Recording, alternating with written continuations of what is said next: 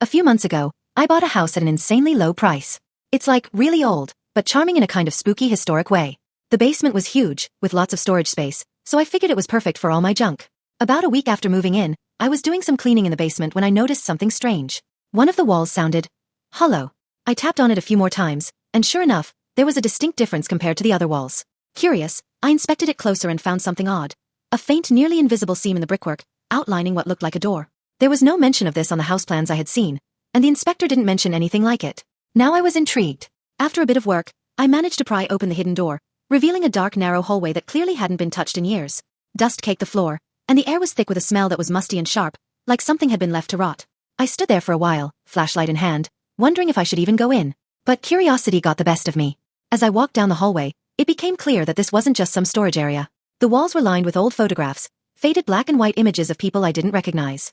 They were posed, but there was something off about them. Their expressions were blank, and in each picture, they were standing in front of the same door I had just walked through. The hallway ended in another door, smaller and older than the first. I pushed it open, and what I found on the other side made my stomach turn. The room was tiny, barely big enough for me to stand in. It looked like a makeshift living space, but everything was old, really old.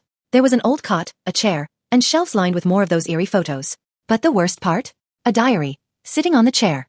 It looked ancient, the pages yellowed and brittle. I opened it up and started reading.